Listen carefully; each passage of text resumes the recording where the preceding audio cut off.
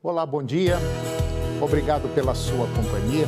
Desejo a você um dia muito abençoado hoje. E no programa de hoje nós vamos falar do volume embarcado pela safra de grãos. Vamos comentar do aumento dos embarques. Vamos falar do superávit da balança comercial, que dobrou no mês de outubro. E você vai ver como está o poder de compra de fertilizantes pelos produtores. Pedro Gonçalves, agrônomo e analista da Scott Consultoria, ele vai comentar sobre o plantio do milho.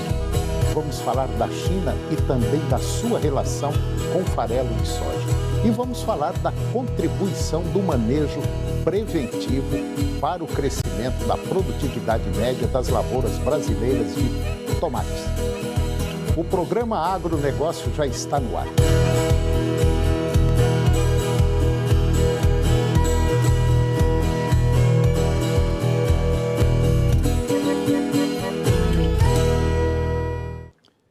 Eu começo o programa de hoje falando sobre o volume embarcado pela safra de grãos.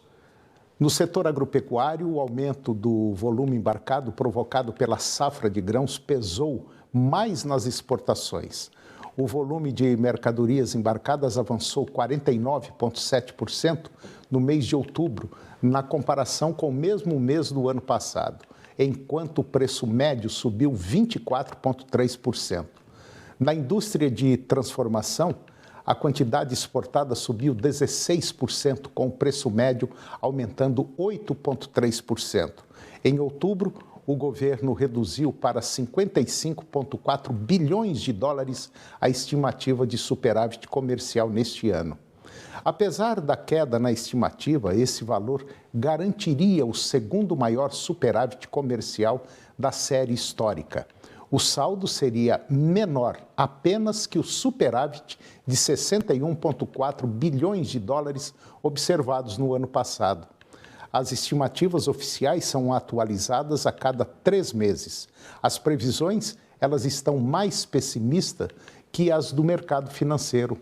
O boletim Focus pesquisa com analistas, que faz pesquisas com analistas de mercado, e é divulgado toda semana pelo Banco Central, ele projeta um superávit de 58,6 bilhões de dólares neste ano. E agora vamos comentar sobre o aumento dos embarques no caso das exportações. O recorde deve-se mais ao aumento dos embarques do que dos preços internacionais das mercadorias e também do volume comercializado. No mês passado, o volume de mercadorias exportadas subiu em média 14,4% na comparação com outubro do ano passado, enquanto os preços médios aumentaram 5,7%.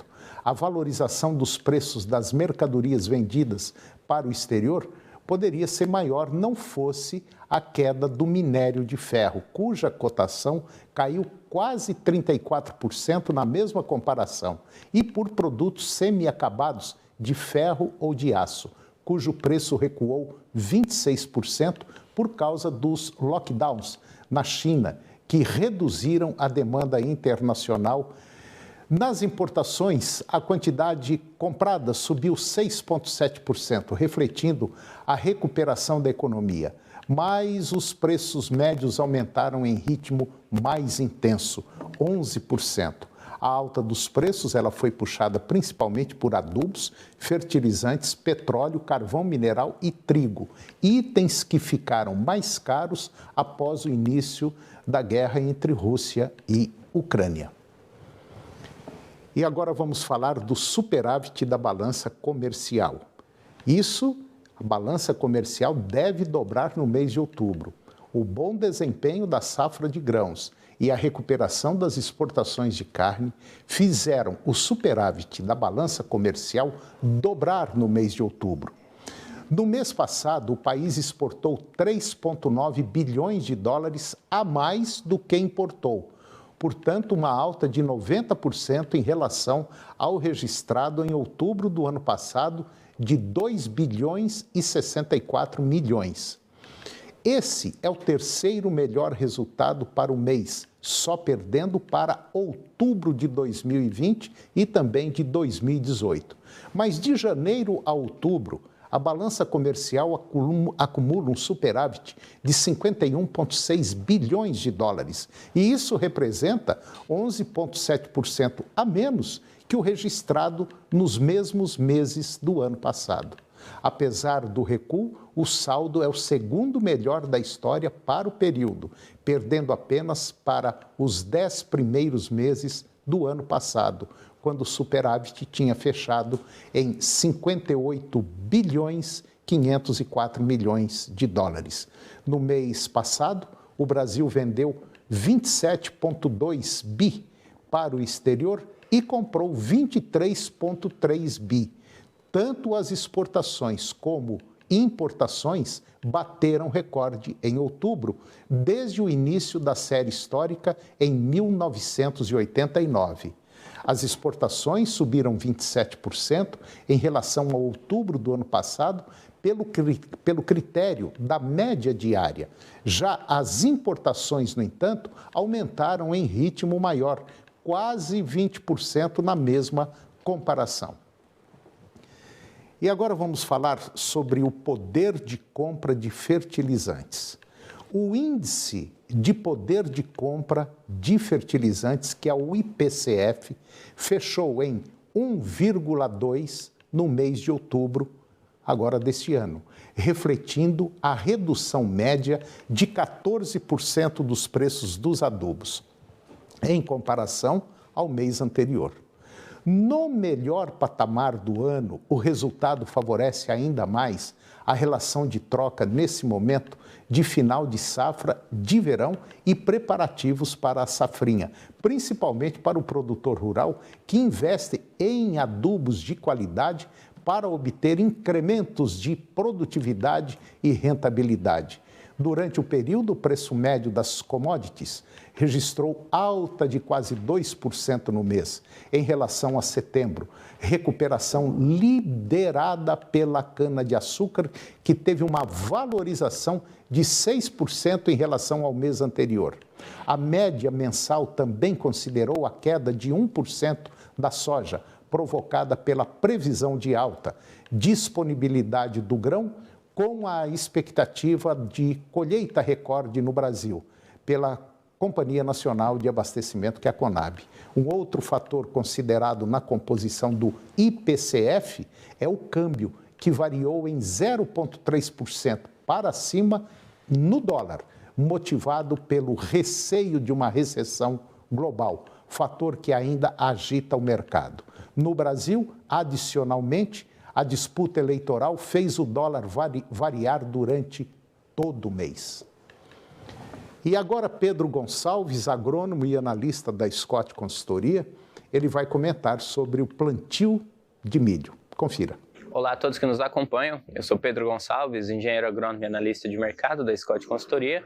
Eu estou aqui para trazer para vocês um pouco aí dessa primeira safra, a safra de verão aí de milho, como estão os andamentos dos trabalhos de semeadura no Brasil. Bom, a gente vê aí um bom ritmo, vinha de um bom ritmo no final de setembro, começo ali de outubro, mas agora as condições climáticas começaram a pesar um pouco em algumas regiões, principalmente Rio Grande do Sul e Paraná, que tiveram uns volumes acelerados de chuva, uns volumes muito grandes de chuvas, ainda pela persistência do efeito Laninha no Brasil, que vai impactar bastante aí essa cultura de verão, esses plantios de verão. E a gente já vê uma queda de 6,4 pontos percentuais em relação à safra anterior da área atingida de semeadura. A gente está vendo aí 39,9% dos 4,2 milhões de hectares esperados aí para a cultura já semeados, a semeadura atingindo aí praticamente 40% dessa área. E quando a gente pegava os pontos da safra anterior, nós chegamos aí a 6,4 pontos percentuais a mais. Já no Rio Grande do Sul, nós vemos aí um trabalho bastante acelerado, com praticamente quase 80% de toda a área já semeada, frente a 75% que a gente estava vendo na mesma safra anterior. Porém, agora os trabalhos de campo estão um pouco desacelerados, muito impactados pelos volumes excessivos de chuvas em algumas regiões. O Paraná, um dos estados também produtores dessa safra, primeira safra, né, de milho, dos maiores produtores do Brasil. Nós vimos aí chegando até 91% dos trabalhos de campo já realizados, mas agora em um ritmo bastante devagar, muito por causa do excesso de umidades. A gente vê aí, segundo o DERAL, até 24 de outubro, 86% das lavouras estavam em boas condições no Paraná, e enquanto 96% das lavouras estavam em boas condições no mesmo período do ano passado.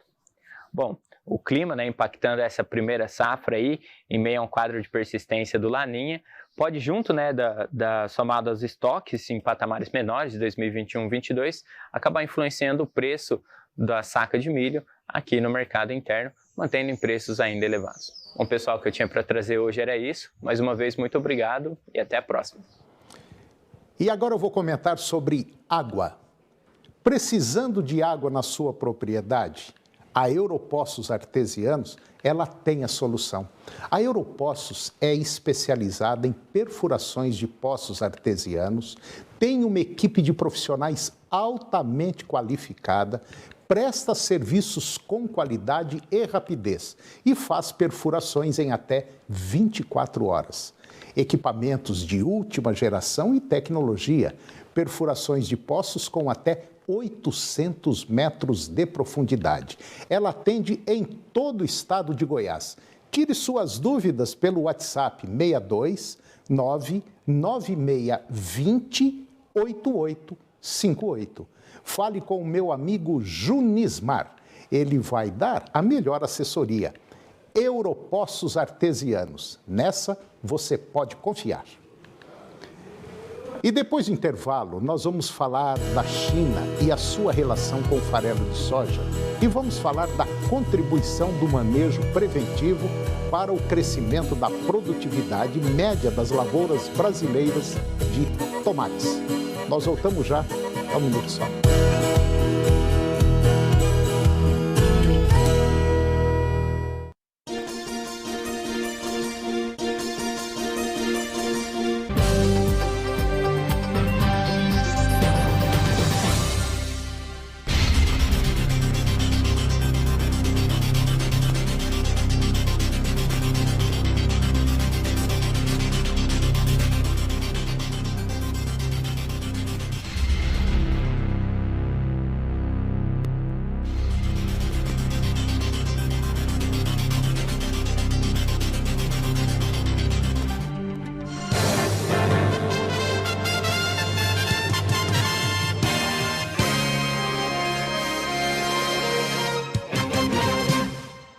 Alguém pediu a sua opinião?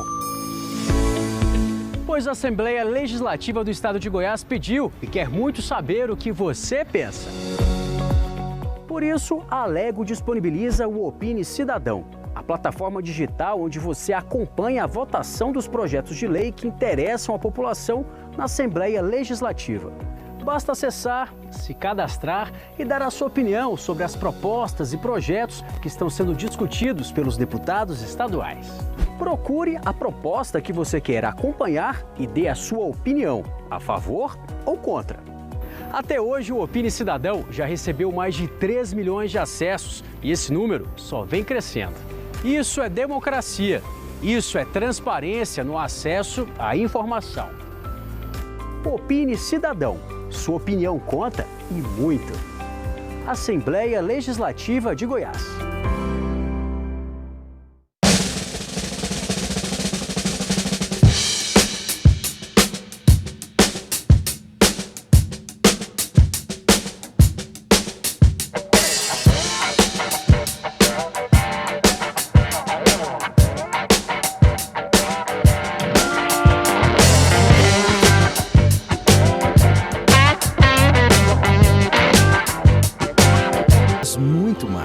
Campo ou na cidade, precisou Safra. Cuide do seu rebanho e abra as porteiras para o mundo. Vacine seu rebanho contra a febre aftosa e também contra a raiva dos herbívoros. No período de 1º a 30 de novembro. Depois, envie a declaração no site da Agrodefesa até o dia 9 de dezembro. Goiás livre da aftosa. Uma conquista dos pecuaristas e do nosso estado, que já completou 28 anos sem casos da doença. Governo de Goiás. Jornal Serra Dourada, de segunda a sábado, às 7h20 da noite.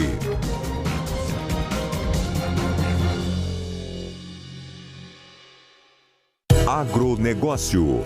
Oferecimento no campo ou na cidade. Safra Irrigação. 3928-4020.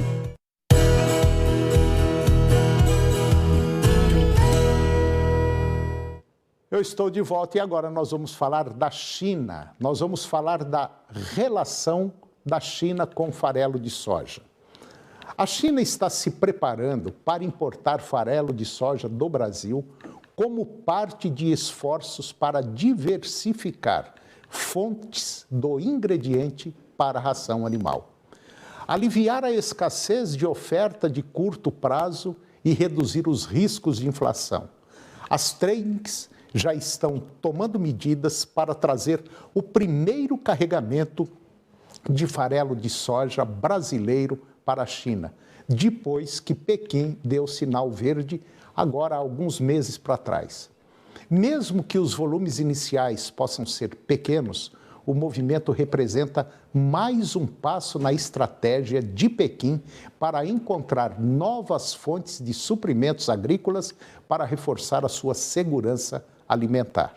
A decisão tomada logo após a abertura do mercado da China às importações de milho do Brasil é mais um impulso para o comércio entre o maior exportador agrícola do mundo e o maior comprador de soja do mundo.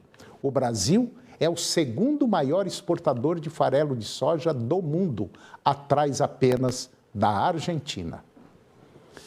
E agora eu vou conversar com Frederico Gianazzi. O Frederico ele é agrônomo e consultor de desenvolvimento de mercado da Ihara, da multinacional japonesa Ihara. E nós vamos falar de um tema interessante. Nós vamos falar da contribuição do manejo preventivo para o crescimento da produtividade média das lavouras brasileiras de tomates. Frederico Gianazzi, muito bom dia. Muito obrigado pela sua presença aqui no nosso programa. E eu tenho certeza que nós vamos falar de um tema altamente importante, haja vista que Goiás aí parece que é o maior produtor de tomate do Brasil. Bom dia, tudo bem?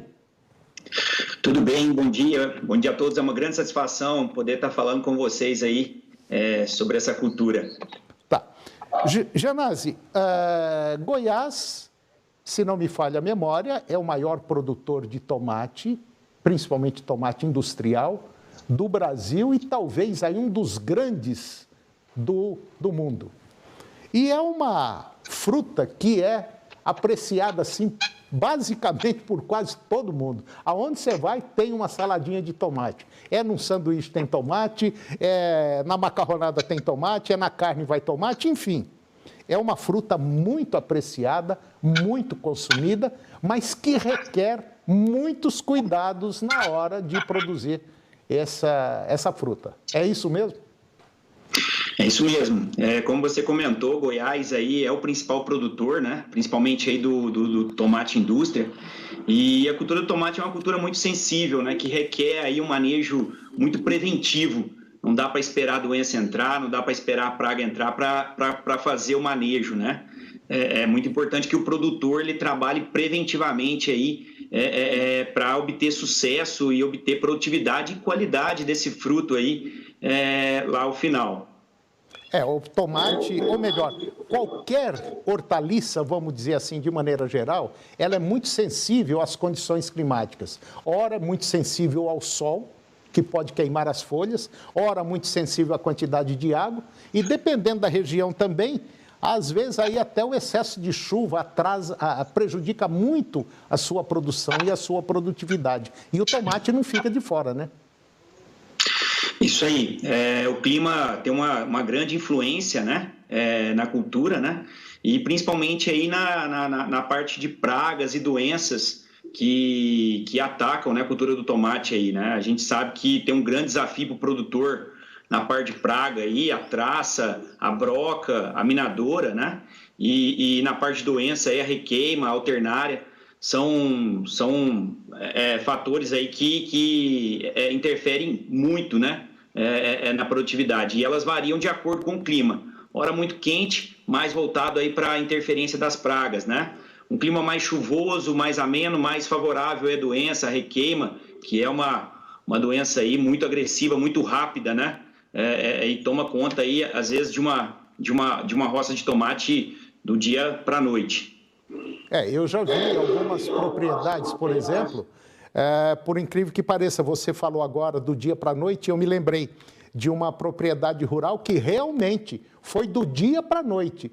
Num dia estava de um jeito, se não me falha a memória, numa terça-feira, na quarta-feira a coisa estava assim, simplesmente horrorosa. Quer dizer, foi necessário um corre-corre para tentar salvar alguma coisa. É muito sensível, e isso é um fato interessante, porque a maioria da população desconhece, acha... Às vezes chega num supermercado, dependendo da época do ano, nossa, mas que tomate feio, que tomate horrível, que tomate isso, que tomate aquilo. Mas, por trás disso, tem, assim, que ter um controle muito rígido. É basicamente cedo, à tarde e à noite visitando a roça, né?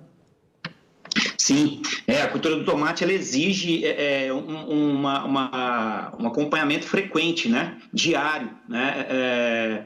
Ali, se você, às vezes, passar 1 a 2 dias aí, uma doença igual a requeima, ela toma conta da roça, né, da lavoura, e tem um alto poder de destruição, né, da área foliar do tomate, e é muito rápido, né, igual a gente falou, da noite para o dia. Se você tiver um período de chuva e 2 dias chovendo aí, a doença se instala, já apresenta sintoma e já degrada aí a área foliar da cultura do tomate aí. Bom, ô Frederico, o tomate e basicamente quase todas as hortaliças, elas são cultivadas a céu aberto.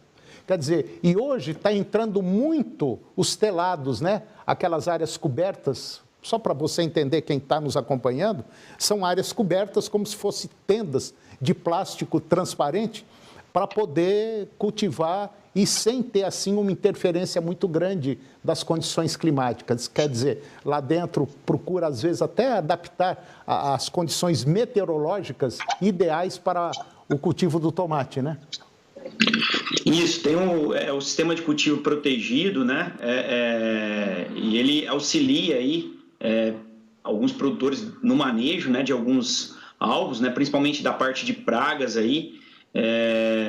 E esse sistema aí é utilizado, né, para pequenos produtores, agricultores familiares aí, na sua maior parte, né, e é um modo aí de trabalhar o manejo, né. Mas a boa parte da cultura do tomate são grandes áreas, né, falando de tomate industrial, são grandes áreas aí, grupos, né, que produzem esse tomate indústria, e aí o manejo ele entra muito forte aí no controle através da prevenção com produtos, né, para controlar a praga, né. A Yara lançou recentemente uma tecnologia nova aí, o Hayat, para manejar tanto a broca quanto a traça, né, e auxiliar também no manejo da minadora. E para doença aí nós trouxemos uma tecnologia também que é o Totate para manejo de requeima e alternária, que ele contribui para esse produtor a céu aberto, né? Tanto no tomate envarado quanto no tomate indústria, né? São duas tecnologias aí que fazem parte do nosso portfólio para auxiliar o produtor a manejar aquele produtor que trabalha a céu aberto aí, né?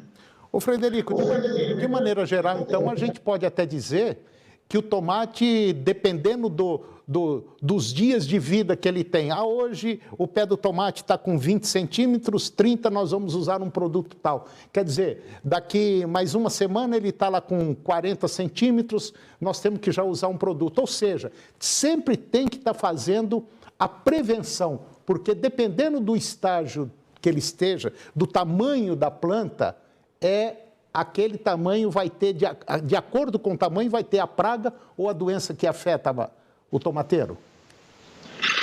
Tem as fases, né? Por exemplo, se a gente pensar na broca, né? Na broca pequena, ela inicia com o início do florescimento, né? Ela começa a aparecer... Né? Isso, é uma lagarta, né? É uma lagarta que ela perfura o fruto, por isso o nome broca, né? ela perfura o fruto, né?